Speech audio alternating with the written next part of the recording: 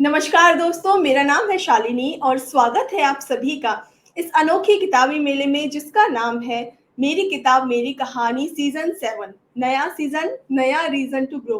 सो friends, मुझे पूरी उम्मीद है कि इस प्रोग्राम के थ्रू आप ज़रूर ग्रो कर रहे हैं अपनी लाइफ को। आप पूरी तरह से बेहतरीन बना रहे हैं, वैल्यूज ऐड कर रहे हैं, नए नए टॉपिक्स पे जो हम चर्चा कर रहे हैं, नई नई बुक्स के बारे में हम आपसे बातचीत कर रहे हैं और इन सभी टॉपिक्स को लेकर के आप अपना पॉइंट ऑफ व्यू भी शेयर कर रहे हैं। उसके लिए आप सभी का बहुत बहुत शुक्रिया। इसके साथ में हमारे ऑथर्स को आप जिस तरह से एनकरेज कर रहे हैं अपने कमेंट्स के थ्रू, जिस तरह से आप उनका हौसला बढ़ा रहे हैं, ये सच में काबिले तारीफ है। हमसे जुड़ने के लिए और आपके इस सपोर्ट के लिए आपका मैं बहुत बहुत धन्यवाद देती हूँ। तो शुरू करते हैं आज का सेशन, आज का प्रोग्राम। आज भी हम आपके लिए लेकर आए हैं एक बहुत ही इंटरेस्टिंग सा टॉपिक, एक इंटरेस्टिंग बुक और ऑथर आपसे जुड़ेंगे और अपनी राइटिंग जर्नी आपके साथ शेयर करेंगे। आज हम बात करने वाले हैं रियल एस्टेट के बारे में। आज हम इन्वेस्टर्स की बात करेंगे। आज हम उन पॉइंट्स पर फोकस करेंगे जहां पर एक इन्वेस्टर को किस तरह इन्वेस्ट करना चाहिए, एक रियल एस्टेट में किस तरह से आप प्रॉफिटेबल अपनी लाइफ बना सकते हैं, अपना फ्यूचर बना सकते हैं, एक रियल सही पोर्टफोलियो कैसा होना चाहिए, इन सब के बारे में आज हम चर्चा करने वाले हैं। सो आज का सेशन बहुत ही विचार विमरणीय, इसके साथ साथ में बहुत ही इंटरेस्टिंग भी होने वाला है। रियल एस्टेट में आप किस तरह से इन्वेस्ट कर सकते हैं, किस तरह से प्रॉफिट कमा सकते हैं और कितना कुछ जोखिम होता है इसमें, कितना कुछ रिस्क होता है इस फील्ड में, आज हम चर्चा करेंगे हमारे आज के ऑथर से। तो इससे पहले कि हम अपने प्रोग्राम को शुरू करें, हमारे ऑथर का, हमारे गेस्ट का एक क्विक इंट्रोडक्शन मैं आपके साथ शेयर कर रही हूँ ताकि आप उनके साथ इजीली कनेक्ट कर पाए। तो जो ऑथर आज हमसे जुड़ रहे हैं, he is a real estate developer currently making high-rise residential projects in Mumbai. He has worked in the real estate business at UK and India.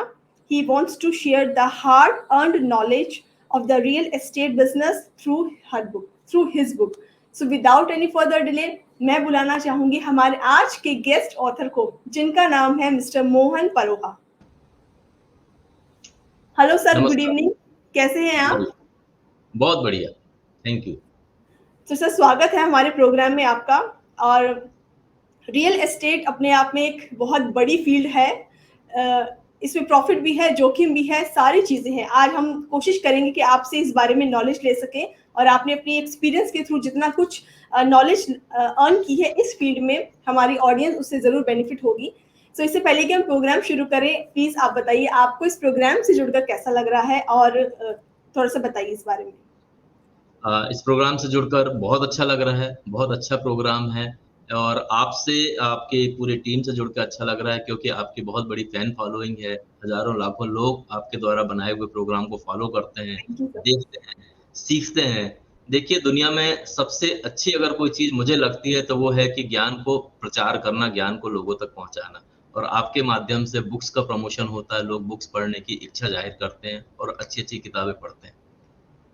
Ji Mohan sir, हम आपके बारे में भी जानना चाहेंगे। आप प्लीज अपने बारे में थोड़ा बताइए हमारी ऑडियंस को। मैंने छोटा सा इंट्रोडक्शन अभी आपका दिया, लेकिन हम आपसे जानना चाहेंगे आप कहाँ से बिलोंग करते हैं, आपका बैकग्राउंड क्या है, अभी आप कहाँ पर हैं, क्या कर रहे हैं? Okay, so I started my journey from very small town in Madhya Pradesh, which is called Barghat. Then वहाँ से आगे बढ़ते हुए मैं रियल एस्टेट के बिजनेस को मैंने स्टार्ट किया लंदन में।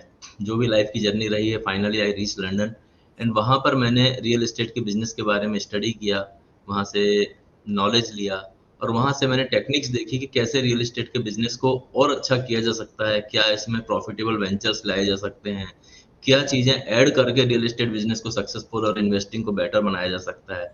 वो करने के बाद में मैंने फर्दर प्रोजेक्ट्स जबलपुर में किए, मध्य प्रदेश में ही, एंड फिलहाल मैं मुंबई में हूँ और मुंबई में हम यहाँ पर एक बड़ा हाई राइज टावर बना रहे हैं।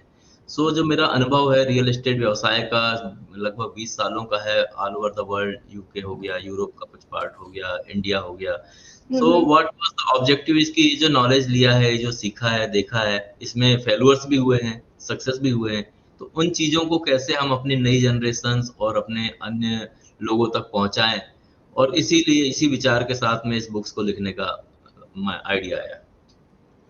ऑलराइट सर, ऐसा कहा जाता है कि अगर आप अपनी लाइफ में बहुत पढ़ते हैं या फिर लिखने की हैबिट होती है तो आप अपनी लाइफ को एक अलग नज़रिए से देख पाते हैं और बहुत कुछ चेंज होता है, आपके सोचने का तरीका बदलता है, आप एक ब्रॉड नजरिया मिलता है आपको। आपकी लाइफ में रीडिंग और राइटिंग की हैबिट्स का कितना योगदान रहा है? रीडिंग मेरी बहुत पुरानी हैबिट है। मैं कोशिश करता हूँ जितना पढ़ सकूँ। पहले बुक्स बहुत ज़्यादा पढ़ते थे, नॉवेल्स पढ़ते थे, अच्छा। कॉमिक्स किताबें होती थी, बिज़नेस बुक्स पढ़ते थे। बाद में समय थोड़ा चेंज हुआ तो चीज़ें नेट में अवेलेबल होने लग गई। बहुत सारे इन्फॉर्मेशन गूगल में, यूट्यूब के माध्यम से मिलने लग गई। तो जितना नॉलेज आप ले सकते हैं, जितना रीडिंग कर सकते हैं, आई थिंक किसी भी फील्ड में हो, रियल एस्टेट हो या किसी भी व्यवसाय में, आपके लिए बेहतर है। और फिर आप उसको जब लिखते हैं, तो जो सोचने का नज़रिया ही बदल जाता है कि लिखते समय आपके विचारों में परिपक्वता आती है, आपकी जी। फीलिंग्स स्ट्रॉन्ग होती है, आप थोड़ी रिसर्च भी करते हो, आप अपनी कमियों को तब ढूँढ पाते हो, जब आप उनको लिखते हो, तब आपको समझ में आता है कि आपने जो गलतियाँ शायद करी होंगी व्यवसाय में, वो नहीं करनी थी या आने वाले आपके जो रीडर्स हैं, वो ना करें। उनके पास प्रॉपर हुँ। इन्फॉर्मेशन हो, प्रॉपर नॉलेज हो। तो इसलिए मुझे लगता है कि लिखना बहुत एक इम्पोर्टेंट एस्पेक्ट हो सकता है लाइफ़ का। एब्सोल्युटली, और शायद इसी वजह से आपने इस टॉपिक पर किताब लिखी है। सो सर, इस किताब की जर्नी कब शुरू हुई? कब आपने सोचा कि अब इस टॉपिक पर मुझे बुक लिखनी चाहिए? अ, बेसिकली दो पिछले 5-7 सालों से इंडिया में प्रोजेक्ट चल रहे थे, 7-8 साल हो गए इंडिया में काम करते हुए यूरोप से आने के बाद में। तो बहुत सारे कभी-कभी इंडियन बिज़नेस में चैलेंजेस आते हैं, हर्डल्स आते हैं, प्रॉब्लम्स आते हैं, फिर हम उनके साथ में काम करके उनका सॉल्यूशन भी निकालते हैं। फिर अगला हर्डल आता है, उसका भी सॉल्यूशन निकालते हैं। तो एक बार ऐसे ही घर में बैठे हुए डिस्कशन हो रहा था, तो my wife is with the show as of now. तो बातचीत के बीच में ऐसी बात आई कि इन सब हर्डल्स, चैलेंजेस को कभी अगर लिखेंगे, तो शायद हुँ। ये सिचुएशन दूसरों के भी काम आएगी कि उनको इनसे कैसे निकलना है या वो मिस्टेक जो हम कर रहे हैं, दूसरे लोग ना करें। तो वहाँ से राइट। एक बुक लिखने का आइडिया आया और एक छोटी-सी शुरुआत की है। आई होप कि आप जो हमारे रीडर्स हैं और जो हमारे भाई-बहन हैं, उनको ये पसंद आएगी। बिल्कुल। सर, हर एक जर्नी के पीछे एक सपोर्ट सिस्टम होता है। हम अकेले किसी जर्नी को पूरा नहीं कर पाते या उस पे चल नहीं पाते। आपकी इस राइटिंग जर्नी में किसने आपको सपोर्ट किया? किसने आपको मोटिवेट रखा? तो राइटिंग जर्नी में basically and of the day जब आप सारा दिन का काम करके आप घर ही पहुँचते हैं, देन यू जी। डिस्कस कि यार कितना प्रेशर है या कितना सक्सेस है। तो ये सब डिस्कशन में प्रियल मेरी वाइफ हैं, she has been to UK and she has done her studies over there. तो उनका एक अपना नज़रिया है हर चीज़ को देखने का। तो जब मैंने अपनी बात रखी कि मुझे एक बुक लिखने का आइडिया दिमाग में आ रहा है, तो she has been a big source of motivation कि you should definitely do it. फिर फर्दर जब भी चर्चा हुई, बहुत बार हम सोचते हैं कि ऐसा करें, फिर हम करते नहीं हैं। हुँ, ये हुँ। नॉर्मली मुझे लगता है सबके साथ ही होता है, बुक राइटिंग में भी वही होता है स्टार्टिंग स्टेज में। हुँ। तो कई बार डिस्कशन हुआ, मगर जब भी घर में डिस्कशन हुआ तो Priyal was always in a view कि if you can write then you write. Everybody can't write a book. तो अगर आप लिख सकते हो तो ज़रूर लिखना चाहिए और अपने नॉलेज को आप वर्ड्स के रूप में फ्रेम कर सकते हैं। तो big support from home, big support from Priyal and इसलिए मैंने उनको इनवाइट किया है आज के शो में कि बिल्कुल। सर, हम भी आएँ। उनसे बात करना चाहेंगे और उनके व्यूज़ भी लेना चाहेंगे। तो दोस्तों, अब समय आ गया है कि हम मोहन जी की किताब के साथी से बातचीत करें। सो मैं इनवाइट करना चाहूँगी मिसेस प्रियल को। Hello Priyal, how are you? I'm good, thank you.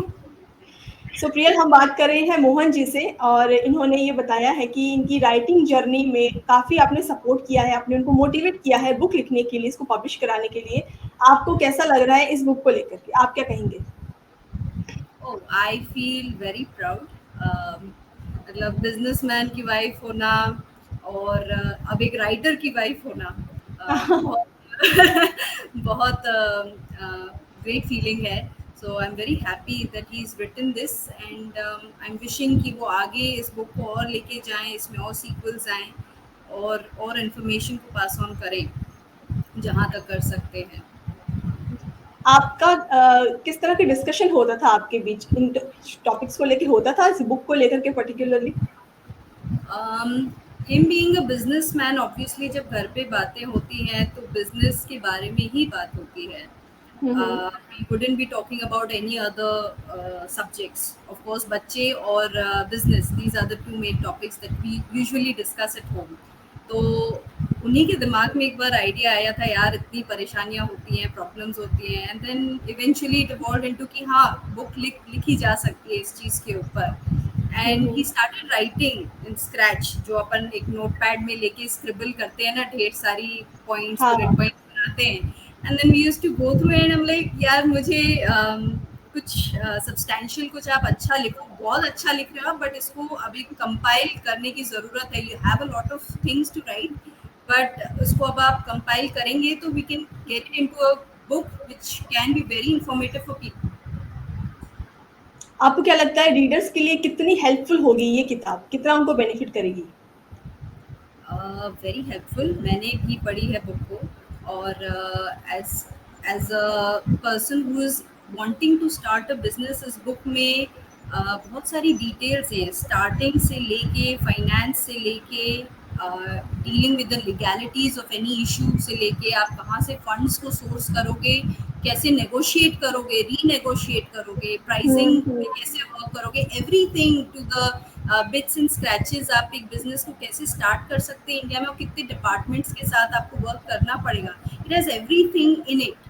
तो I definitely recommend the book to people, and especially someone who wishes to pursue their career in a business journey. Absolutely. Real कोई message आप देना चाहेंगे, convey करना चाहेंगे इस मंच के थ्रू मोहन जी को? I would like to convey that I'm very proud of him, and I'm happy to have him as a husband, and I wish him the very best in this new journey of writing. And yes, that's it. Okay, thank you so much हमसे बात करने के लिए, हमसे जुड़ने के लिए Priyal. Thank you so much. Thank you. Okay, so now Mohan ji, हम आपकी बुक के बारे में प्लीज जानना चाहेंगे। आपने बुक में क्या कुछ डिस्क्राइब किया है, क्या कुछ हमारी ऑडियंस के लिए, रीडर्स के लिए पढ़ने को मिलेगा, प्लीज बताइए।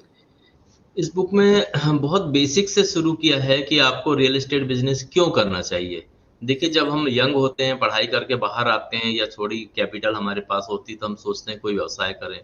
तो रियल एस्टेट बिजनेस क्यों करना चाहिए, उसके मैंने इसमें आइडियाज़ दिए हैं, प्रोस दिए हैं, कॉन्स दिए हैं। रियल एस्टेट बिजनेस से रिलेटेड रिस्क क्या, अगर आप कोई काम कर रहे हैं तो आपको उससे एसोसिएटेड रिस्क भी पता होना चाहिए।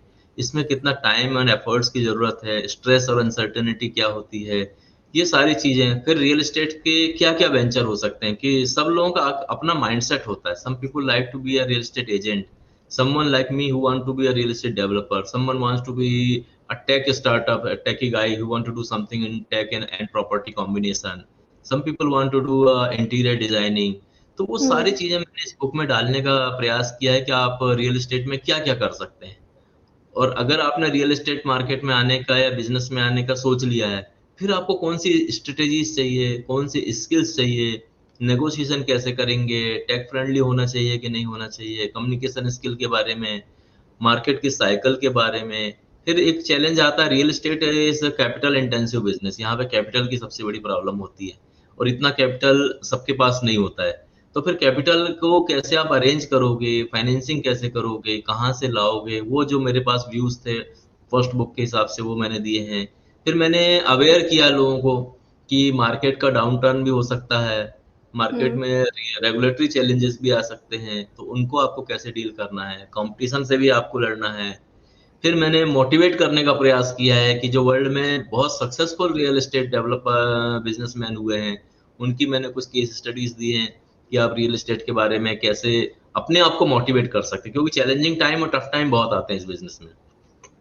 कोड ऑफ एथिक्स मैंने बताए हुए हैं, फिर मैंने बताया हुआ है कि आपको फ्यूचर के लिए कैसे प्रिपेयर करना है, डिसीजन मेकिंग कैसे करनी है और फाइनली जब आप सब कुछ कर लेते हैं, तो फिर आपको something you have to give back to society, थोड़ा बहुत रिटायरमेंट प्लानिंग के बारे में भी मैंने दिया है। तो ओवरऑल मैंने कवर करने का प्रयास किया है कि रियल एस्टेट बिज़नेस की शुरुआत से लेकर के मिड टर्म से लेकर के जब आप सक्सेसफुल हो जाते हो, तो आपको क्या करना चाहिए, सारी चीज़ों का कॉम्बिनेशन वर्ड्स में लिखने की कोशिश की है। ब्यूटीफुल।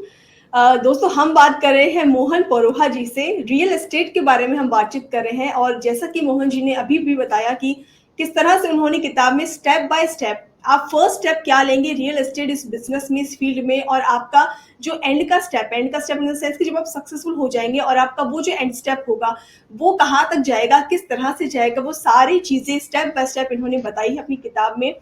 अगर आप इस फील्ड में जाना चाहते हैं या अभी इस फील्ड में हैं, वर्क कर रहे हैं, काम कर रहे हैं, तो इस बिजनेस से रिलेटेड आपको बहुत सारी नॉलेज मिल सकती है। छोटी-छोटी ऐसे हर्डल्स आते हैं, ऐसे चैलेंजेस आते हैं, जैसे कि उन्होंने बताया कि इस फील्ड में बहुत सारे चैलेंज है, रिस्क बहुत होता है, तो उनको आपको कैसे पार करना है, कैसे सोल्यूशन निकालना है, वो सारी चीज़ें इन्होंने अपनी एक्सपीरियंस के थ्रू, अपनी स्टडी के थ्रू, अपनी रिसर्च के थ्रू इस पूरी किताब में कंपाइल की है।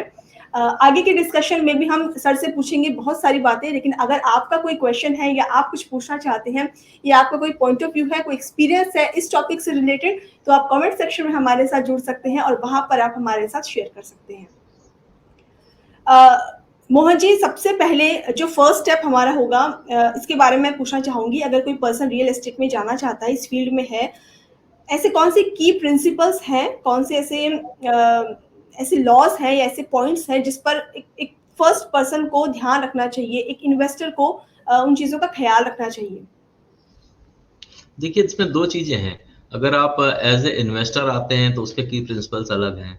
अगर आप एज़ ए डेवलपर आते हैं, एजेंट आते हैं, बिज़नेसमैन आते हैं, तो उसके की प्रिंसिपल्स अलग हैं। मैं अगर इन्वेस्टर पॉइंट ऑफ व्यू से पहले बता दूँ आपको कि एज़ ए इन्वेस्टर हम रियल एस्टेट में आते हैं कि हमारे पास कुछ फंड है, उसको हम इन्वेस्ट करें और कुछ फंड हम बाहर से मैनेज करें और फर्दर इन्वेस्ट करें। रियल एस्टेट बिज़नेस की ब्यूटी है कि इसमें लिवरेजिंग पॉसिबल है। आपके पास में पूरे पैसे ना हो तो भी आप रियल एस्टेट का बिजनेस में मार्जिन ले सकते हो और उसमें एंटर कर सकते हो। मान लिया कि आपने 2 करोड़ की कोई प्रॉपर्टी में इन्वेस्ट किया है, ये जरूरी नहीं कि आपकी जेब में 2 करोड़ रुपए हो। सिर्फ आपके पास में 10% या 20% पैसे भी हो तो आप 2 करोड़ का वेंचर में सक्सेसफुली आ सकते हैं। तो इसमें जो इन्वेस्टर पॉइंट ऑफ व्यू से जो की फैक्टर है या की प्रिंसिपल्स है, वो मुझे लगता है कि आपको यील्ड देखना चाहिए, कैश फ्लो देखना चाहिए कि आपकी प्रॉपर्टी के इन्वेस्टमेंट के रेशियो में आपको क्या कैश फ्लो आ रहा है। दूसरा, आपको ये भी देखना चाहिए कि आपका एप्रिसिएशन क्या हो रहा है। ओके। आपका कैश फ्लो हो सकता है कभी कम हो और एप्रिसिएशन ज्यादा हो, तो वो भी एक अच्छा कॉम्बिनेशन है। कैश फ्लो ज्यादा हो, एप्रिसिएशन कम हो, वो भी एक अच्छा कॉम्बिनेशन है। और दोनों बैलेंस हो, कैश फ्लो और एप्रिसिएशन, तो that is an ideal combination. फिर आपको रेगुलर इन्वेस्टमेंट करना चाहिए। इसके बारे में भी सोचना चाहिए कि हम कैसे प्रॉपर्टी को डिस्काउंटेड रेट में ले पाए, नेगोशिएशन कैसे कर पाए। तो ये बेसिक की प्रिंसिपल्स हैं इन्वेस्टमेंट के। बिल्कुल। Sir, profitable real estate deal के लिए कौन से फैक्टर्स हैं जो कि हमें कंसीडर करने चाहिए? प्रॉफिटेबल रियल एस्टेट डील के लिए सबसे पहले आपको ये देखना चाहिए कि आपकी लोकेशन क्या है। दैट इज अ प्राइमरी, जो मैं देखता हूँ मेरे अपने एक्सपीरियंस से, कि मैं किस एवरीवेयर आप रियल एस्टेट का डील पूरे इंडिया में या पूरे वर्ल्ड में कहीं भी कर सकते हैं। आपकी आइडियल लोकेशन क्या है, जो आपकी प्रेफर्ड लोकेशन है या जिसका आपको थोड़ा बहुत नॉलेज हो, आपका नॉलेज होना चाहिए इस लोकेशन के बारे में। फिर आपको ये भी देखना चाहिए कि टाइप ऑफ प्रॉपर्टी, आप कमर्शियल प्रॉपर्टी में जा रहे हैं, वेयर हाउसिंग में जा रहे हैं, रेसिडेंशियल में जा रहे हैं, तो उस सेक्टर का आपको थोड़ा बहुत बेसिक नॉलेज तो होना ही चाहिए। और नॉलेज नहीं है तो कोई बात नहीं, you can read my book and gain knowledge, और you can read any other good book and gain knowledge. तो ये देखना चाहिए। तीसरा ये है कि फाइनेंशियल कैलकुलेशन आपका होना चाहिए कि आपने क्या पैसा इन्वेस्ट किया है, क्या आपने बिजनेस का स्ट्रक्चर करी है, क्या आपकी रिकवरी है, और इसमें आपने क्या मार्जिन छोड़ा है कि इनकेस आपकी रिकवरी 100% नहीं होती तो क्या 80% रिकवरी में आपकी कॉस्ट कवर हो जाएगी। तो ये एक फैक्टर हो सकता है। दूसरा, आपने ग्रोथ पोटेंशियल तो देखना ही है। तीसरा बड़ा इंपॉर्टेंट है ड्यू डिलिजेंस, जो हम लोग इंडिया में कम करते हैं। हम लोग व्यवहार पे और रिलेशनशिप में बहुत ज्यादा जाते हैं। यूरोप में हम ड्यू डिलिजेंस पे बहुत फोकस करते हैं। तो आपको प्रॉपर्टी का प्रॉपर ड्यू डिलिजेंस करना है, सर्वे करना है, स्ट्रक्चरल सर्वे करना है, मार्केट सर्वे करना है। इन सारी चीजों को देखने के बाद आप एक प्रॉफिटेबल रियल एस्टेट डील कर सकते हैं। जी। इसके साथ में सर आपने बुक में बताया है कि किस तरह से आप नेगोशिएट कर सकते हैं या फिर नेगोशिएशन की कुछ टेक्निक्स आपने इसमें हमारे साथ शेयर की हैं। सो थोड़ा-सा आप इसके बारे में प्लीज़ बताइए कि कैसे नेगोशिएट किया जाए जो कि रियल में आप उस डील को क्लोज़ कर लें अपने फ़ेवर में, कैसे कर पाएँगे? बिल्कुल सही, एब्सोल्युटली करेक्ट। क्या होता है कभी-कभी कि आपने एक प्रॉपर्टी देखी या आपने एक वेंचर देखा डेवलपमेंट करने के लिए या प्रॉपर्टी परचेज करने का, either way.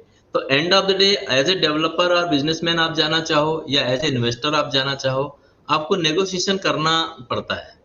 And success to the investment और सक्सेस टू द बिजनेस, जो आपने शुरू में नेगोशिएशन करके जो प्राइस बेटर अचीव करी, वो आपके लिए बड़ी इंपॉर्टेंट है कि आपने प्रॉफिट पहले ही बुक कर लिया। अगर आपने कोई प्रॉपर्टी है जो 50 करोड़ की है और उसको नेगोशिएट करके आपने 40 करोड़ में डील स्ट्रक्चर कर ली, तो आपने 20% प्रॉफिट तो पहले ही बुक कर लिया। So profit is booked on purchase, not on sale. तो इसके लिए कुछ बेसिक टेक्निक्स हैं जो मैं भी फॉलो करता हूँ और मैं चाहता हूँ कि आपके माध्यम से आपके व्यूअर भी फॉलो करें। तो उनमें एक ये है कि आपको सबसे पहला तो manage your emotion.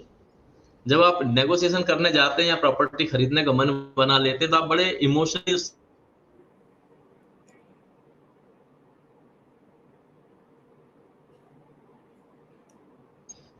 Then do your homework. जिस प्रॉपर्टी जा रहे हैं या जिस प्रॉपर्टी के बारे में आप नेगोशिएट करने जा रहे हैं उसके बारे में आपको क्या नॉलेज है, आपका जो सेलर है या वेंडर है वो कितना स्ट्रेस्ड है या वो कितना कंफर्ट जोन में। अगर वो हाईली स्ट्रेस्ड है तो आपके पास नेगोशिएशन का पावर थोड़ा ज्यादा है, कंफर्ट जोन में है तो नेगोशिएशन का पावर थोड़ा कम होएगा। दूसरा ये है कि आपको मुझे ऐसा लगता है कि instead of online and telephonic negotiation in person करना चाहिए। मैं कोशिश करता हूँ कि अपने सेलर या वेंडर से खुद मिलकर नेगोशिएट करूँ। तो फिर इन पर्सन में आप बहुत सारी चीजें आप उनको फेस टू फेस जज कर सकते हैं, आप मल्टीपल चॉइस रख सकते हैं। तो मेरा ऐसा सोचना ऑनलाइन या टेलीफोन नेगोशिएशन की वजह में इसके बारे में जरूर ट्राई करना चाहिए। उनकी बात आपको ध्यान से सुननी है and then you have to find points for your negotiation. तो you should be a good listener and good person to analyze immediately. Then multiple option आप उनके सामने रखिए कि साहब मैं इतना पैसा आपको एडवांस दूंगा तो ये प्राइस दूंगा, कम पैसा एडवांस दूंगा तो ये प्राइस दूंगा, इतने दिन में डील क्लोज करूंगा तो ये प्राइस होगी। सो जो सेलर होगा मुझे उसे ये लगेगा कि यार मुझे सामने कोई व्यक्ति है जो 6 मंथ में फंड दे रहा है, कोई व्यक्ति है जो मुझे 15 डेज में फंड दे रहा है, तो क्यों ना मैं इनके साथ जाऊं। तो वो आपका कैलकुलेशन पहले से होना चाहिए कि जो आप उनसे डिस्काउंट मांग रहे हो आपका 6 मंथ में जो देने वाला इंटरेस्ट है उससे बेटर है। तो ये सारी क्वेश्चंस आपको यूज कर सकते हैं नेगोशिएशन के लिए। जितने आप उनसे क्वेश्चन करेंगे और वो जब आंसर देंगे तो उनसे आपको बहुत सारी इंफॉर्मेशन निकल के आएगी। टाइमिंग बहुत इंपॉर्टेंट है नेगोशिएशन में कि किस टाइम पे आप अपनी बात रख रहे हो या किस इमोशनल पॉइंट पर आप अपनी बात रख रहे हो और उस चीज को क्लोज कर रहे हो। तो ये सारी टेक्निक्स हैं जो कि मुझे लगता है बहुत इंपॉर्टेंट है। सर आपकी टेक्निक से मैंने कुछ 2-3 पॉइंट्स मुझे मोटे-मोटे मैं समराइज करना चाहूंगी। पहले आप बता रहे हैं कि एक तो अच्छा लिसनर होना चाहिए और मेरे ख्याल से ये जो टेक्निक्स आपने बताई है ये ज़रूरी नहीं कि हम रियल एस्टेट इस फील्ड में ही काम मिले। हम किसी भी बिजनेस में अगर जाते हैं, कहीं पर भी हम सोशली भी हम काम कर रहे हैं कुछ, तो वहाँ पर इन चीज़ों का, इन खूबियों का होना ज़रूरी है। ये चीज़ आनी चाहिए। एक गुड लिसनर आप होने चाहिए। इमोशनली आपने बताया कि अगर आप डील करते हैं तो वो चीज़ ज़्यादा मैटर करती है। इन पर्सन आप किसी पर्सन से मिलते हैं तो वो ज़्यादा नेगोशिएट आप अच्छे से कर पाएंगे। और प्रेजेंस ऑफ माइंड होना भी बहुत ज़रूरी है क्योंकि जैसे-जैसे वो आपसे बातचीत करेगा आपके पास उतना ही टाइम है कि आप अपनी डील बना सकते हैं या अपनी कैलकुलेशन कर सकते हैं। तो ये चीज़ होनी ज़रूरी है। एक और चीज़ मुझे बहुत अच्छी लगी जो आपने बताया पॉइंट्स में, आप अपना होमवर्क घर से करके जाइए। अपनी कैलकुलेशन पहले से रेडी रखिए ताकि सामने वाले को इतना टाइम ना मिले कि वो उसमें चेंज कर सके। तो ये कुछ टेक्निक्स आपने बताई है और सच में ये हर फील्ड में काम करेगी। फ्रेंड्स, आपका क्या सोचना है कि आप जब नेगोशिएशन करते हैं उस फील्ड में आपको क्या-क्या पॉइंट्स ध्यान में रखने चाहिए या फिर मोहन सर ने जिस तरह के पॉइंट्स बताए हैं क्या आप उनसे एग्री करते हैं? तो प्लीज़ कमेंट करके हमारे साथ ज़रूर शेयर कीजिएगा। सर आपने जो रिसर्च वर्क किया है, आपने शुरुआत में बताया था कि यूके में, आपने लंदन में इसकी रिसर्च वर्क भी किया है, इसकी स्टडी भी की है इस फील्ड की, काफ़ी कुछ वहाँ से भी आपने सीखा है। कितना डिफरेंस आपको लगा इंडिया में आने के बाद यहाँ का बिजनेस और वहाँ का बिजनेस? कितना डिफरेंस आप फील करते हैं? मेजर डिफरेंस है। एक हम यूरोप जो है या अमेरिका है, it's a matured market, mature हो चुका है मार्केट और हम लोग अभी इवॉल्विंग स्टेज में हम अपने मार्केट को मैच्योर कर रहे हैं, धीरे-धीरे बढ़ा रहे हैं। दूसरा ये है कि हमारा बैकग्राउंड, हमारी thinking towards real estate and उनकी थिंकिंग टुवर्ड्स रियल एस्टेट में ह्यूज अंतर है। बेसिक अंतर जो मुझे समझ में आता है, जो इंडियन मार्केट का जो कॉन्सेप्ट है, इट्स अ कैपिटल एप्रिसिएशन का है। हम कोई प्रॉपर्टी को परचेज करते हैं उसमें हमारा कैपिटल एप्रिसिएशन कितना होगा। जो हमने आज 5 करोड़ की ली है वो कितने करोड़ की हो जाएगी, या 50 लाख की ली है वो कितने लाख की हो जाएगी। तो हम ओनली वो वाला एंगल से देखते हैं कि हमारा कैपिटल एप्रिसिएशन क्या है। मतलब यूरोप रीसेल में रीसेल जैसे हाँ रीसेल बोलते हैं इसको। हाँ, हाँ, रीसेल जब हम सेल करेंगे तो हमें क्या मिलने वाला है। हाँ, यूरोप में हाँ। जो एंगल है या इंग्लैंड में जो एंगल है वो कैपिटल एप्रिसिएशन का कम है। वहां पे यील्ड पे ज्यादा फोकस है कि हमें कैश फ्लो क्या मिल रहा है। मैंने मान लो 2 करोड़ की प्रॉपर्टी ली है तो उसे मुझसे हर महीने उसमें क्या रिटर्न आने वाला है। कैपिटल एप्रिसिएशन कम होगा कोई बात नहीं होगा तो भी कोई बात नहीं, बहुत टाइम तक वहाँ कैपिटल एप्रिसिएशन नहीं भी होता है। तो people are happy with the cash flow. तो जो कैपिटल एप्रिसिएशन इंडियन मार्केट के पॉइंट से है और कैश फ्लो या यील्ड का कॉन्सेप्ट यूरोपियन मार्केट के पॉइंट से है। दूसरा हमारे यहाँ जो डील्स हैं वो लेस ट्रांसपेरेंट है, ये बड़ी प्रॉब्लम है इंडिया के अंदर में, ट्रांसपेरेंसी की बड़ा इशू है, ऐसे डील कर लें, वैसे डील कर लें, अंडर टेबल कर लें, बहुत सारी चीजें हैं। यूरोप में फुली ट्रांसपेरेंट है, जो भी बात है वो ऑन पेपर है, ऑन थ्रू बैंक अकाउंट है, थ्रू प्रॉपर सिस्टम है। दूसरा, हम लोगों के यहाँ टैक्सेशन इतना ज्यादा है परचेस में बहुत सारी जगह में कि लोग उस टैक्स को बचाने के लिए अंडर ट्रेडिंग करते हैं, अलग अलग टाइप की डील करते हैं। यूरोप में परचेज में बहुत सारी जगहों पे टैक्स बहुत कम है, up to certain amount. For example London में अगर आप 3 करोड़ तक की प्रॉपर्टी लेते हो तो आपको जीरो टैक्स है, स्टैम्प ड्यूटी जीरो है। तो लोग वो सब प्रैक्टिस नहीं करते हैं जो यहाँ पे करनी मजबूरी हो जाती कई बार, तो ये एक डिफरेंस आ जाता है। लीज में अगर हम जाते हैं तो वो लोग लॉन्ग लीज प्रेफर करते हैं, 10 साल की अगर कमर्शियल है, हम इंडिया में 5 साल की लीज प्रेफर करते हैं। तो इस टाइप की चीजें हैं बहुत ज्यादा हमारे यहाँ। एक बड़ा प्रॉब्लम हमारे यहाँ इंटरेस्ट रेट बहुत ज्यादा है। आप देखिए अगर आप होम लोन लेते हैं तो आपको 9% इंटरेस्ट रेट इन जनरल देना पड़ता है, एक टाइम पे 14% तक भी था। अगर आप यूके में हैं या यूरोप में हैं या यूएस में हैं तो आपका इंटरेस्ट रेट अभी इतना इंटरेस्ट रेट बढ़ने के बाद, अभी रिसेंटली कुछ ईयर्स में इंटरेस्ट रेट बढ़े हैं, तब वहां पर 5% हुआ है या 4.5% हुआ है, और वहां पर अभी तेजी से इंटरेस्ट रेट उतरने चालू हो गए हैं। मतलब एवरेज इंटरेस्ट रेट उनका 2 से 2.5% पर ईयर होगा, जब हमारा इंटरेस्ट रेट 8 से 9% पर ईयर होगा। तो इससे ह्यूज डिफरेंस, जो कॉस्ट हमारी जो होती है वो बहुत ज्यादा बढ़ जाती है, तो वो पूरा प्रॉपर्टी मार्केट को इम्पैक्ट कर देती है। तो ये सारी चीजें हैं जो यूरोप और इंडिया के मार्केट में डिफरेंस लाती है। तो सर कौन सा मार्केट आपको ज्यादा कंफर्टेबल लगता है, ज्यादा अच्छा लगता है? मतलब अगर आपका पर्सनल व्यू में जाना चाहूँ तो किस में ज्यादा डील करने में इजी रहता है? देखिए मेरे साथ में फॉर्चुनेटली दोनों वर्ल्ड का एक्सपीरियंस हो गया। मैं इंडियन हूँ तो I like to be in India, I like to do something in India, क्योंकि जो अपने देश का अटैचमेंट तो कभी होता ही नहीं है। के हिसाब से या पेपर वर्क के हिसाब से यूरोपियन मार्केट मच इजियर है, पेपर वर्क आसान है, जल्दी हो जाते हैं, ड्यू डिलिजेंस बहुत बहुत जल्दी हो जाता है। तो दोनों के अपने अपने एडवांटेज और डिसएडवांटेज है, तो मैं बैलेंस दोनों में बनाने का प्रयास करता हूँ जी। ओके अच्छा सर, इंडिया में जैसे आपने बताया कि कुछ चीजें हैं जो बहुत लंबी खींची जाती है, कई चीजों में बहुत पेपर वर्क इतना कंप्लीट नहीं होता, लोग अंडर टेबल काम करना चाहते हैं, उसको प्रेफरेंस देते हैं। आपको क्या लगता है क्या रीजन है इसके पीछे, ऐसा इसको प्रेफरेंस क्यों देते हैं, ट्रांसपेरेंसी क्यों नहीं है? देखिए समय के साथ आएगी, अभी धीरे धीरे ट्रांसपेरेंसी बढ़ रही है इंडिया के अंदर में, चीजें अब ऑनलाइन होने लग गई हैं, प्रॉपर्टी के रजिस्ट्रेशन सब ऑनलाइन चालू हो गए हैं, तो गवर्नमेंट की साइड से भी सपोर्ट डिजिटल वर्क के लिए ज्यादा बढ़ते जा रहा है। तो मुझे लगता है कुछ एक साल 20-25 साल और लगेंगे जो इंडिया के ट्रेडिंग में भी ट्रांसपेरेंसी और बढ़ जाएगी। फिलहाल मजबूरी ये होती है कि हमारा जो टैक्स पैटर्न है, जो हम अगर आप मध्य प्रदेश में देखेंगे तो 12% स्टैम्प ड्यूटी है। आप अंदाज लगाइए कि आप 2 करोड़ की प्रॉपर्टी में का 25 लाख रुपए सिर्फ स्टैम्प ड्यूटी आपने दे दी डे 1 पे, स्टार्ट के दिन, तो आपकी प्रॉपर्टी की कॉस्ट कितनी बढ़ गई, उसके रेशियो में आपको यील्ड कितना कम आएगा। वैसे ही 3% रेजिडेंशियल में यील्ड मिलता है, 9% आप होम लोन में ब्याज देते हैं, तो जितना आप ब्याज दे रहे हैं उसका 1/3 आपको रेंट मिल रहा है, और फिर ये गवर्नमेंट की कॉस्ट है। तो लोग कोशिश करते हैं कि कुछ गवर्नमेंट कॉस्ट बच जाए, तो उसको हम कैसे एडजस्ट करें, वो ये सारी रीजंस है। ओके सर, आपने कुछ सक्सेस स्टोरीज भी बताई है अपनी किताब में, तो कोई एक स्टोरी या एक आध स्टोरी आप शेयर करना चाहेंगे हमारे साथ, ताकि हमें जो सुन रहे हैं अभी लोग, वो लोग इंस्पायर हो सके इस चीज से और काफी और ज्यादा जान सके, अपने आप को कनेक्ट फील कर सके। तो कोई सक्सेस स्टोरी आप शेयर करना चाहें?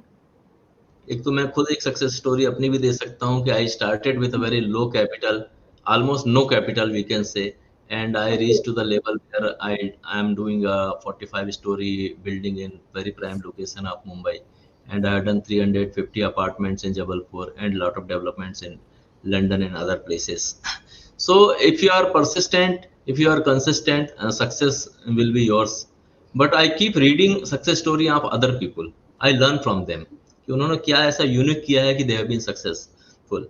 तो मुझे एक मिस्टर सेंजिल को मैं बहुत फॉलो करता हूँ।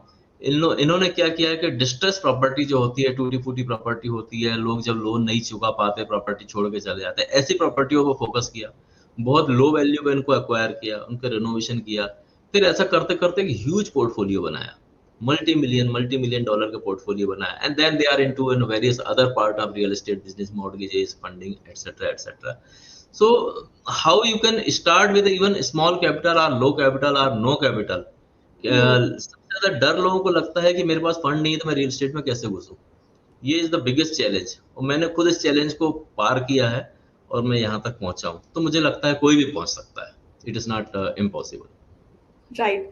सर आपने बताया कि बहुत ही मतलब नो कैश के साथ आपने स्टार्ट किया था इस फील्ड में। जी। आपसे मैं जानना चाहूंगी कि आपको क्या चैलेंजेस फेस करने पड़े थे स्टार्टिंग के अंदर? तो जब आपके पास में कैपिटल बड़ी ना हो तो आपको इस बिजनेस के अंदर भी ऐसी अपॉर्चुनिटी ढूंढनी पड़ती है जहां पे कैपिटल बड़ी ना लग रही हो, क्योंकि capital okay. Something you can not print in your home, you have to create. So वैसे ऑप्शंस मैंने ढूंढने चालू किए जहाँ पे लेस कैपिटल से मैं रियल एस्टेट में आ सकूं। फिर मैंने अपना कैपिटल क्रिएट किया, फिर मैंने उनको इन्वेस्ट किया, बेटर इन्वेस्ट किया, फिर फर्दर वर्क किए। तो चैलेंजेस हर कदम पर है, चाहे आप छोटा बिजनेस कर रहे हो, बड़ा बिजनेस कर रहे हो। बिजनेस का वॉल्यूम और साइज जितना बड़ा होगा, चैलेंज का वॉल्यूम और साइज भी उतना ही बड़ा होता जाएगा। जी तो यू हैव टू जी। Be ready for it, you have to face it, deal with it, and जो स्ट्रेसफुल टाइम होता है you have to come out of it, keep yourself motivating. सबसे बड़ी इंपॉर्टेंट थिंग है कि self motivation, क्योंकि कोई भी बंदा आपको मोटिवेट करेगा, कितना कर सकता है मोटिवेट? जब तक आप चैलेंजेस तो रोज ही आने वाले हैं, तो आपको अपना सेल्फ मोटिवेटिंग रोल प्ले करना है। Right right. Sir I am sure जो स्टार्टिंग में फेज आता है कि हमारे पास मनी नहीं है, एक्सपीरियंस भी हमारा, जस्ट हम न्यू कमर है, एक्सपीरियंस भी नहीं होता, ऐसे टाइम में अगर मैं आपकी लाइफ के बारे में जानना चाहूँ तो कैसे आपने अपने आप को उन चैलेंजेस को फेस करने के लिए रेडी किया? या आई एम श्योर एक ऐसा फेज आया होगा जब सब कुछ लो हो गया, सब डाउन हो गया और एक मन में आता है कि अब क्विट कर लेते हैं, अब कुछ और ट्राई करते हैं। आपके साथ ऐसा फेज आया था? डेफिनेटली आया था, और मेरे साथ 2-3 बार ऐसा सिचुएशन आई कि बहुत फ्लोरिशिंग बिजनेस हुआ, फिर लॉस हुए, ओके। फिर मैं एक सिचुएशन में आया कि अब तो कुछ नहीं हो सकता। तो अच्छा। Again same thing, the self motivation from, मतलब यह आपको फर्श से अर्श में उठने की तमन्ना आपके अंदर बहुत मजबूत होनी चाहिए। जैसे क्रांतिकारी के मन में एक तमन्ना होती है कि मैं देश के लिए अपनी जान भी दे सकता हूँ, कुछ भी कर सकता हूँ और मैं देश के लिए करूंगा। वैसे ही एक व्यवसायी के मन में ये तमन्ना होनी चाहिए कि मैं जो भी सिचुएशन आएगी, चाहे मुझे कुछ भी करना पड़े, मैं अपना रास्ता बिजनेस करने का नहीं छोड़ूंगा, इसको सीखूंगा। सबसे बड़ी चीज क्या है कि हमें सीखना है, हमें नॉलेज गेन करना है। जितना हम पढ़ेंगे, जितना हम लिखेंगे, जितना हम उसमें रिसर्च करेंगे, उतने ज्यादा रास्ते निकलते जाएंगे। फिर आप अपने प्रॉब्लम का सॉल्यूशन खुद ढूंढ पाओगे। तो मेजॉरिटी आप जो हमारे एंटरप्रेन्योर्स होते हैं वो रिसर्च करने में टाइम स्पेंड नहीं करते, तो वहां पे चैलेंजेस उनके और बढ़ते जाते हैं। तो मैंने राइट। अपने आप को self motivation, self research, study, इन पे बड़ा फोकस रखा है। तो that is the reason. Okay. So friends, Mohan ji आपको टिप्स दे रहे हैं, इसके साथ साथ में जैसे जैसे हम डिस्कशन कर रहे हैं बहुत सारे छोटे छोटे हिडन टिप्स आपके लिए हैं। अगर आप इस प्रोग्राम को ध्यान से सुन रहे हैं तो प्लीज नोट कर लीजिए। इस फील्ड से रिलेटेड रिस्क आपके सामने बहुत सारे आएंगे, चैलेंजेस बहुत सारे आएंगे, लेकिन अगर आप सेल्फ मोटिवेटेड है और अगर आपने ये पक्का इरादा कर लिया है कि आपको इस फील्ड में कुछ करना है आगे, अगर आप सही रास्ते पर और पूरी शिद्दत के साथ चलेंगे तो ज़रूर आप इसमें सक्सेसफुल होंगे। और रिस्क और चैलेंज हर मोड़ पर आते हैं, हर एक बिजनेस में आते हैं, लाइफ में हमेशा आते रहेंगे, लेकिन ज़रूरी है कि आप के अंदर वो हिम्मत होनी चाहिए कि आप उन चैलेंजेस को पार कर सकें। और इन सब के बारे में हम बातचीत इसीलिए कर रहे हैं क्योंकि आप इस चीज़ से इंस्पायर हो सके, आप मोटिवेट हो सके कि अगर कोई पर्सन जो आपके जैसी कोई सिचुएशन से गुजरा है और उसने सक्सेस पाई है तो आप भी वो चीज़ कर सकते हैं। सो मोहन जी, आगे बढ़ते हुए रियल एस्टेट पर्टिकुलर इसी फील्ड में कौन से रिस्क आते हैं वो मैं जानना चाहूंगी। किसी भी इन्वेस्टर के लिए, डेवलपर के लिए किस तरह के रिस्क आते हैं और वो कैसे उनको पार करें, वो प्लीज बताइए। एब्सोल्युटली। देखिए, आप जनरल फैमिली लाइफ में आप देखते होंगे कि हमें लगता है कि कल को हम बीमार पड़ जाएंगे तो क्या होगा, तो हम मेडिकल इंश्योरेंस ले लेते हैं। एक रिस्क को हमने काउंटर करने का कोई रास्ता ढूंढ लिया है। वैसे ही बिजनेस में भी बहुत सारे रिस्क हैं, उनको काउंटर करने का कोई इंश्योरेंस नहीं है। उनके काउंटर करने के लिए आपको खुद अपने आप को प्रिपेयर करना है और आपका नॉलेज बढ़ाना है। एग्जाम्पल के लिए सबसे बड़ा एक रिस्क आता है रियल एस्टेट मार्केट रिस्क। एक आपने देखा होगा कि यूएस में एक टाइम पे रियल एस्टेट की प्रॉपर्टियां चढ़ते गई, 5 साल 6 साल तक मार्केट अप ट्रेंड रहा, और सडनली डाउन ट्रेंड हुआ तो प्रॉपर्टी की प्राइस सीधे 50% कम हो गई, 60% कम हो गई। तो ये मार्केट रिस्क है, ये हर जगह हुआ वर्ल्ड में। इंडिया में बहुत हद तक इसका इम्पैक्ट कम हुआ, मगर वर्ल्ड में ज्यादातर जगहों पर ये हुआ। तो आपको इसके लिए प्रिपेयर रहना है कि अगर कोई मार्केट रिस्क आएगा तो आप उससे कैसे हैंडल करेंगे। दूसरा एक होता है लिक्विडिटी रिस्क, कि आपकी लिक्विडिटी इस बिजनेस में, कैपिटल इंटेंसिव बिजनेस है तो आपका पैसा फंसते जाता है, तो आपके हाथ में लिक्विड कैश कम होते जाता है, क्योंकि आपका पैसा प्रॉपर्टी में स्टक हो गया। आप उसको, गोल्ड नहीं है कि कल सुबह उठा के बेच दे, उसको बेचने की भी एक प्रक्रिया है और एक टाइम है। तो एक लिक्विडिटी का रिस्क हो जाता है आपका। कभी कभी टेनेंट रिस्क भी हो जाता है, आपने गलत टेनेंट अगर आ गए आपकी प्रॉपर्टी में तो आप वो रेंट नहीं देंगे या आपको लीज का पेमेंट नहीं करेंगे, कोर्ट जाना पड़ेगा खाली करने के लिए। वो रिस्क से भी आपको तैयार रहना पड़ेगा। दूसरा आपकी एसेट रिस्क भी है, बिल्डिंग आपकी अगर कमजोर है, टूटी फूटी है, गिर जाए, कुछ हो जाए, तो वो भी एक एसेट की भी रिस्क हो आपको, उसको तो आप काउंटर कर सकते हो इंश्योरेंस के माध्यम से। टेनेंट रिस्क का भी कुछ इंश्योरेंस आ गए आजकल, मगर बहुत ज्यादा उसका सॉल्यूशन नहीं है, आपको रिस्क लेनी पड़ती है। लेजिस्लेटिव रिस्क भी है कि आपने मान लो बहुत बड़ा पैसा कोई ऐसे रियल एस्टेट वेंचर में डाल दिया, कल को गवर्नमेंट कोई कानून लेके आ जाए कि आपने कोई बिल्डिंग बनाने का प्लान किया और सारी तैयारी कर ली और गवर्नमेंट ने कहा कि आप यहाँ बना ही नहीं सकते हो, या कोई ऐसा लेजिस्लेशन आ जाए कि आपने सपोज कि बहुत सारे वेयर हाउस ले लिए, गवर्नमेंट ने कहा कि वेयर हाउस आप लीज नहीं कर सकते हो, तो उसके लिए भी आपको आपको प्लान बी तैयार रखना है हर रिस्क पे। मार्केट रिस्क हो, चाहे लेजिस्लेटिव रिस्क हो, चाहे लिक्विडिटी रिस्क हो, कि भाई मार्केट अगर डाउन होगा तो मैं क्या करने वाला हूँ, मेरा प्लान बी क्या है, लिक्विडिटी मेरी फंस जाएगी तो मेरा प्लान बी क्या है। ये सारी रिस्क के लिए आपको तैयार, तभी तो आप हर कोई रियल एस्टेट बिजनेस नहीं कर पाता है, तो वही कर पाता है जो इन सब रिस्क की स्टडी करता है और इसके लिए तैयार रहता है। Absolutely. So friends, plan B अगर आपका रेडी है तो आप बहुत सक्सेसफुल हो सकते हैं इस फील्ड में, जैसा कि सर बता रहे हैं। मोहन जी, आगे बढ़ते हुए एक मजबूत रियल एस्टेट इन्वेस्टमेंट पोर्टफोलियो बनाने के लिए हमें किन चीजों पर फोकस करना चाहिए? एक रियल एस्टेट पोर्टफोलियो बनाना एक बहुत अच्छा आइडिया है। ये मैंने भी बनाया है और मैं चाहता हूँ कि सभी लोग एक अपना अपना छोटा या बड़ा या मझोला रियल एस्टेट का पोर्टफोलियो जरूर बनाएं, कि आपके पास अपनी रहने की प्रॉपर्टी के अलावा नंबर ऑफ प्रॉपर्टीज हो जहां से आपको रेगुलर रेंटल इनकम आए, या कैपिटल एप्रिसिएशन हो, या फर्दर बिजनेस करने का। आप बिजनेस भले ना करें रियल एस्टेट में, मगर आपका अपना पोर्टफोलियो जरूर होना चाहिए। तो पोर्टफोलियो बनाने के समय में जो मैं देखता हूँ कि मैं अपना पोर्टफोलियो किस लोकेशन पे क्रिएट कर रहा हूँ, मेरे को उस लोकेशन का नॉलेज क्या है। दूसरा मैं ये देखता हूँ कि मेरा कैश फ्लो क्या है, कि कॉस्ट वर्सेस रिकवरी, कि मुझे कितना पैसा मेरा लग रहा है और मुझे उसके बदले में क्या रिटर्न आ रहा है, मंथली कैश फ्लो क्या है, एप्रिसिएशन कितना है, कैपिटल एप्रिसिएशन कितना। मान लो मैंने 2 करोड़ की कोई प्रॉपर्टी ली है, 80 लाख की प्रॉपर्टी ली है, तो मुझे अगले 5 साल में ये प्रॉपर्टी की क्या वैल्यूएशन होने वाली है। तो ये आपको प्रेडिक्ट करना है, आप ज्योतिषी नहीं है, मगर आपके पास नॉलेज इतना होना चाहिए कि आप समझ पाए कि ये किस ट्रेंड में जा रहा है, इस एरिया में कितनी फैक्ट्रीज खुल रही हैं, कितने मार्केट बन रहे हैं, रोड बन रही है, ब्रिज बन रहे हैं। तो आपको लोकल नॉलेज जितना स्ट्रांग होगा, वो आपको बताएगा कि मेरी प्रॉपर्टी अगले 5 साल में डबल हो जाएगी या 3 गुनी प्राइस में हो जाएगी। तो ये सारे फैक्टर हैं जो आपको रियल एस्टेट पोर्टफोलियो तैयार करने के पहले देखना चाहिए। कॉस्ट बेनिफिट भी देखना चाहिए, कि आप मान लो कि आपने कोई प्रॉपर्टी ली हुई है, अगर उसमें आप रिनोवेशन करते हैं, आपने 10 लाख रुपए या $10,000 खर्च कर दिए, तो उस रिनोवेशन के बाद में आपका रेंट बढ़ गया, तो जो रेंट बढ़ा वो उस रिनोवेशन की कॉस्ट के कंपेयर में कितना ज्यादा बढ़ा। ये सारे फैक्टर्स अगर आप अच्छे से देखेंगे तो आपका रियल एस्टेट पोर्टफोलियो जल्दी बनेगा और अच्छा चलेगा। जी। सर, आपने इतना एक्सपीरियंस कर रखा है इस फील्ड में, इतना कुछ रिसर्च वर्क के थ्रू आपने जाना है, कुछ फाइनेंस के टिप्स भी हम आपसे जानना चाहेंगे, तो प्लीज फाइनेंस से रिलेटेड कुछ टिप्स हमारी ऑडियंस को दीजिए। देखिए, रियल एस्टेट बिजनेस मुझे जितना समझ में आया वो लेवरेजिंग का बिजनेस है। हर कोई 100% पैसा लेकर रियल एस्टेट बिजनेस में नहीं आता है, शायद ही 1% कोई लोग होंगे। तो आपको लेवरेज करना है, आपको अपना पैसा के अलावा बाकी का पैसा आपको अरेंज करना, मैनेज करना है, उसको फाइनेंसिंग हम बोलते हैं।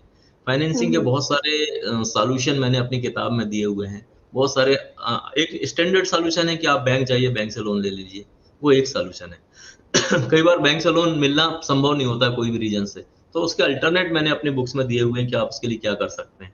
फाइनेंशियल टिप्स में मेरा एक सोचना है कि आप एक अच्छा डिपॉजिट सेव करें, एक समय लगा दें अपने आप को, एक लार्ज डिपॉजिट सेव करें और डाउन पेमेंट थोड़ा ठीक ठाक करें, तो आपकी इंटरेस्ट की कॉस्ट कम होगी और उससे आपका कैश फ्लो वर्सेस इंटरेस्ट अच्छे से मैच होगा। मान लीजिए कि लोग 90% या 95% फाइनेंस ले लेते हैं, उसकी जगह में आप 70% फाइनेंस लें, 60% फाइनेंस लें, तो आपका जो इंटरेस्ट कॉस्ट काफी कम आएगा और ये एक बड़ी यूजफुल टिप है। दूसरा, आप रीमॉर्गेज करें आपकी प्रॉपर्टी में। आपने देखा कि आपका 5 साल बाद इसकी वैल्यू डबल हो गई है, मगर आपका लोन तो पुरानी वैल्यू के रेशियो में है, तो आप नई वैल्यू से उसको रीमॉर्गेज करके अपने पैसे को बाहर निकालें। आपका वो फंसा हुआ पैसा है आपकी बिल्डिंग के अंदर में, आप उस पैसे को बाहर निकालें और उससे नई प्रॉपर्टी खरीदें। प्रॉपर्टी से निकाले हुए पैसे से प्रॉपर्टी ही खरीदनी चाहिए, ऐसा मेरा स्ट्रांग ओपिनियन है। प्रॉपर्टी से ड्रॉ डाउन किया हुआ पैसे से हम अगर कार खरीद लेंगे तो डेप्रिसिएटिंग वैल्यू आ जाएगी, या हम हॉलिडे में चले जाएंगे तो पैसे तो गए। जो प्रॉपर्टी से कमाए हुए पैसे, जो यील्ड है, उसको आप एंजॉय कर सकते हैं। जो आपका कैश फ्लो है, मान लो कि आपका कैश फ्लो 2 लाख रुपए महीने का है, जो इनकम है प्रॉपर्टी से, और आपका इंटरेस्ट 1 लाख है, तो बाकी का 1 लाख आपका, यू एंजॉय इट। बट जो आपका कैपिटल है, जो वैल्यू बढ़ी है, उस कैपिटल को आपको फर्दर प्रॉपर्टी में डालना चाहिए। ये मेरे फाइनेंसिंग के एक्सपीरियंस है। शॉप अराउंड करना चाहिए। आपने मान लो कि स्टेट बैंक ने आपको कोई इंटरेस्ट रेट दिया है, तो दूसरा कोई बैंक है जो बेटर इंटरेस्ट रेट दे सकता है। आजकल बहुत सारे एनबीएफसी भी आ गए हैं, रीट्स, बहुत सारे फंड्स आ गए हैं। प्राइवेट फाइनेंसिंग के बारे में भी आप देख सकते हो, अदर ऑप्शन भी देख सकते हो। बहुत सारा इंडिया में कॉमन नहीं है, मगर यूएस में बड़ा कॉमन है सेलर फाइनेंस। तो जो बेचने वाला खुद ही फाइनेंस कर देता है, तो आपको बैंक के पास ही नहीं जाना है। तो अगर मान लो बेचने वाले ने 5 करोड़ की आपको प्रॉपर्टी दी और उसने कहा कि भाई मैं आपको 4% में फंडिंग कर दे रहा हूँ, तो आप उसको मंथली पैसा देते रहिए और आपने सिर्फ 4% इंटरेस्ट दिया वर्सेस आपको 8% रेंट आ रहा है।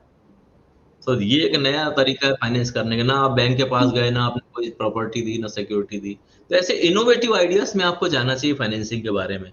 बाय एंड लीज होता है कि आपने प्रॉपर्टी बाय करी और उसी बंदे को लीज पे दे दी, तो जो बंदा सेलर है वही आपका किराएदार बन गया, वो एक ऑप्शन है। तो ऐसा आपको फिक्स एंड फ्लिप होता है कि आपने मान लो कि आप यूके में हैं और आपका फिक्स इंटरेस्ट रेट है 4% फॉर एग्जांपल, और उसका पीरियड है 3 साल। जैसे 3 साल पूरे हुए, आप 3 साल के एंड में आप दूसरे लेंडर के पास चले जाइए जो 3% में आपको फंडिंग कर रहा हो, या 3.5% में फंडिंग कर रहा हो, या इंडिया में आपको 9% में आपके पास में भी फंडिंग है, आपको कोई दूसरा लेंडर 8% में दे रहा हो। आप उसको फ्लिप करिए, नहीं करिए कि एक बार प्रॉपर्टी आपने ले लिया, जिस इंटरेस्ट रेट में आप फंस गए, आप जिंदगी भर उसी में पैसा देते रहे। तो आपको अपने पोर्टफोलियो की तरफ में नजर रखना चाहिए। मुझे ऐसा लगता है कि बहुत सारे लोगों ने 10-10 साल तक एक ईएमआई बना दी, जिंदगी भर एक ईएमआई देते रहे, देखा ही नहीं कि हम ईएमआई ज्यादा दे रहे हैं या कम दे रहे हैं। तो ये सब आपको देखना पड़ेगा, आपको प्रोएक्टिव होना पड़ेगा अपने पोर्टफोलियो के लिए। आई एम श्योर, और आपने जिस तरह की टिप्स दी हैं हमारे यूथ के लिए ये बहुत काम के हो सकते हैं, क्योंकि आज के टाइम में यूथ ज़्यादा से ज़्यादा सेविंग की तरफ कम, लेकिन अपने जो खर्चे हैं या अपने शौक मान लीजिए, या फिर देखा देखी कई चीज़ें पे बहुत ज़्यादा इन्वेस्ट नहीं कहेंगे, खर्चा कर देते हैं, जिस वजह से वो जो उनका जो कैपिटल है वो कहीं ना कहीं निकल जाता है, वो वापस उसको री इन्वेस्ट नहीं कर पाते। सो आपके थ्रू जो टिप्स दिए गए हैं, आई एम श्योर हमारा यूथ, इसके साथ साथ जो जितने भी लोग हमें अभी सुन रहे हैं, वो सभी इन्वेस्ट कैसे आपको करना है, अपनी अपनी मनी को, अपनी कैश को, अपनी प्रॉपर्टी को कैसे आप री इन्वेस्ट कर सकते हैं, कैसे प्रॉफिट ले सकते हैं वहां से, ये सब चीज़ें आप इस बुक के थ्रू, इस कॉन्वर्सेशन के थ्रू बहुत अच्छे से समझ रहे होंगे। सो नाउ मोहन जी, अब हम अपने अगले सेगमेंट की तरफ आ चुके हैं। तो इसमें मैं आपसे कुछ क्विकली क्वेश्चंस करने वाली हूँ, आपको उनका क्विकली आंसर देना है। तो आप तैयार हैं इसके लिए? जी जी जी। सो मेरा पहला सवाल है आपसे, आप इमोशनल हैं या प्रैक्टिकल? मैं थोड़ा इमोशनल हूँ। ओके, अपने आप को एक शब्द में डिफाइन कीजिए। I am sincere about my work, very sincere. अगर आप अभी जिस प्रोफेशन में हैं, अगर वो नहीं होते तो क्या होते? मैं बहुत अच्छा टीचर होता, मुझे लगता है। ओके ठीक है। आपके अनुसार सच्चा मित्र कौन होता है? जो बुरे टाइम में भी आपके साथ खड़ा रहे, जो आपको नॉलेज शेयर करे, जो आपको सही रास्ता दिखाए, आई थिंक वही एक सच्चा मित्र हो सकता है। ओके, जब भी आप कहीं स्टक हो जाते हैं तो अपने आप को मोटिवेट कैसे करते हैं? मैं एक थोड़ा मेडिटेशन करता हूँ, फिर थिंकिंग करता हूँ, और फिर मैं ट्राई करता हूँ कि मैं कुछ पढूं, कुछ सोचूं, कुछ चेंज कर देता हूँ अपने आप को। उस रूटीन, जिस रूटीन में हूँ, जहाँ मैं स्टक हूँ, उस रूटीन को थोड़ी देर के लिए मैं भूल जाता हूँ, और फिर मैं इसके बारे में आइडिया सोचता हूँ कि ये रूटीन है तो इसका रीजन क्या है, और फिर इसका सोल्यूशन क्या है। Then I try multiple options. मैं एक सोल्यूशन नहीं लेके आता हूँ, 2-4 लेके आता हूँ और कुछ ना कुछ अच्छा, अरे वाह। ओके, सो सर ये सेगमेंट यहीं फिनिश होता है। आगे बढ़ते हुए मैं आपसे पूछना चाहूंगी कि आपकी किताब के लिए आपको किस तरह का रिस्पांस मिल रहा है, आपके रीडर्स के थ्रू, आपकी ऑडियंस के थ्रू? बहुत अच्छा रिस्पांस मिल रहा है। बहुत सारे लोग रियल एस्टेट के बारे में जानना चाहते हैं, वो क्योंकि इसकी कोई प्रॉपर एमबीए नहीं है, आप कहाँ पढ़ेंगे रियल एस्टेट को। तो इसके बारे में जानना चाहते हैं, इसमें इन्वेस्ट करना चाहते हैं, इसमें बिजनेस करना चाहते हैं, तो उनके लिए एक अच्छी किताब है। और बहुत जिन भी लोगों ने इसको पढ़ा, जिन भी लोगों ने इसको देखा, उन्होंने बड़ा सराहा है, बहुत तारीफ करी।